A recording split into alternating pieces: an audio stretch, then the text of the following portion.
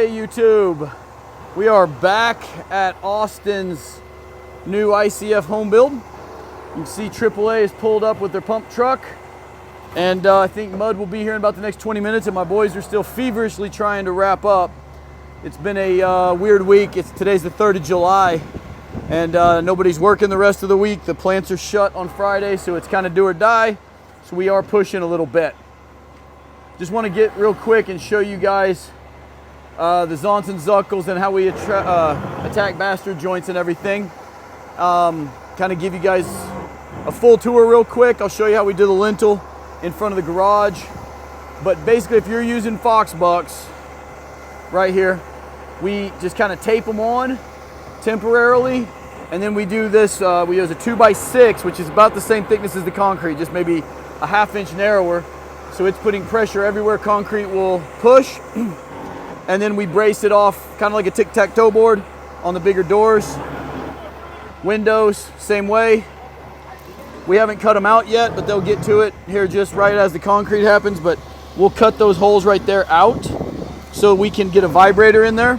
Make sure concrete is flowing under and we don't get voids under our windows. We'll make sure the flow is good, then we'll just replace the plug of foam that we cut out. But the Zonts and Zuckles are, guys, I love the system. It obviously uses a good bit of lumber, but it gives us so much positive attachment with all the horizontal whalers that we can get a straighter wall. And I don't believe there's any debate about horizontal whaler systems, whether that be a Gates cam lock system or, you know, for old school, anything that's got a horizontal whaler will tend to make it easier to get a straight wall. But you can see on some of these headers we put plywood around them, or we screw 2x across them. That's what we do to the bastard joints over here. When we have a non-conforming out of layout joint, we just stitch it with 2x4s using ICF screws. But real quick, I will take you guys out and show you the lintel. I got to watch out, my Amish boys are all over the place. Try to keep them out of camera. I will show you guys most of this header here. We got about a little over a 2-foot lintel up here. It has number 6 rebar running along the bottom, just up into the concrete, and then number 4s with stirrups tying them together. And that's a detail called out in a lot of the Nudura handbook and Fox Block stuff.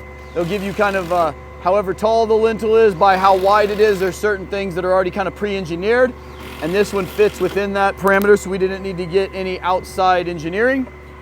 But we use the bucks the same way, guys, but we did this little thing. And shout out to Joey at FabForm. He saw me doing this a couple years ago. He's got a real detailed eye on these videos I do, and he noticed I was using monopore legs to do this right here. And he actually sent me these Zevelers when they were still basically prototyped.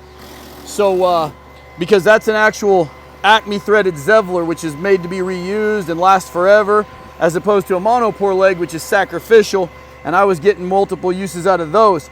But what we do is we're gonna put just a little bit of camber in, you know, like we're gonna put a little bow upward, and then once the weight is on it, if it doesn't settle, if we don't get enough weight to settle it down, we can then take the pressure off by loosening the Zeveler with our hex drive. It's really hard to lift concrete, but it's not so hard to let it down a ½ inch or so. So we'll put a little bit of bow into it so it doesn't have a sag. And we've had really good luck doing it that way. He's filling up the hopper and getting ready to prime out, and we'll get to pouring this sucker.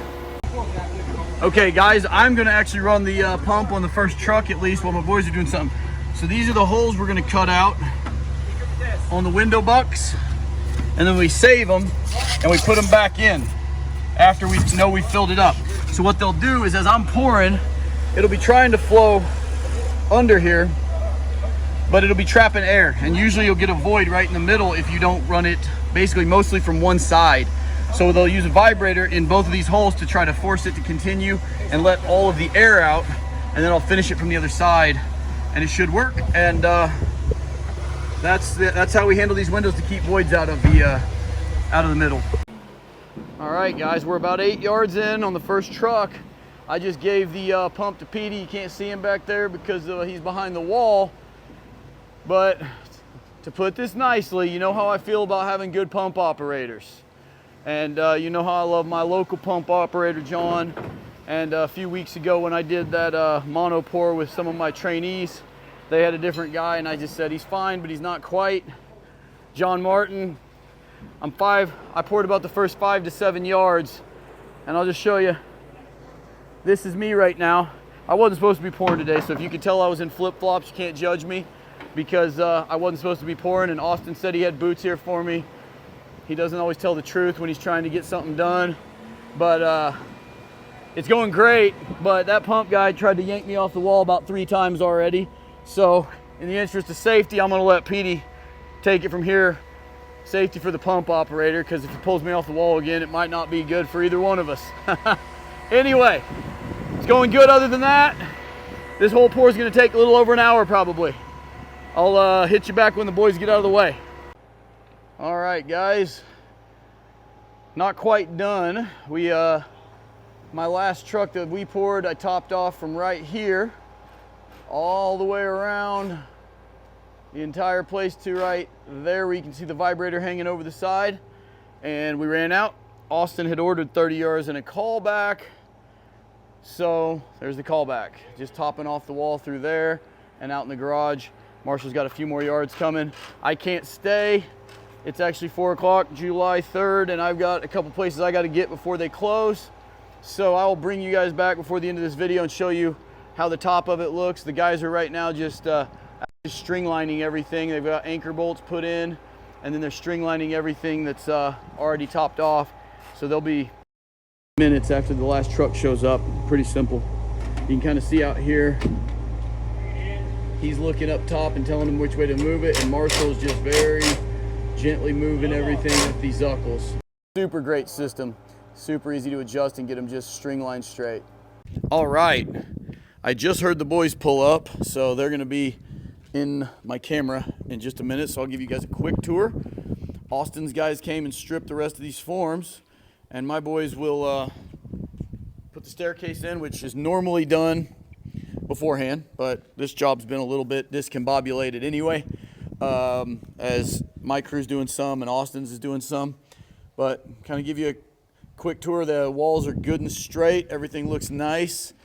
I will be coming back to you guys probably during the framing. I'm heading out to LA for about 5 days on a big pool consult. You'll probably see that video before you see this one, but that's kind of how YouTube goes. But this thing cleaned up real nice.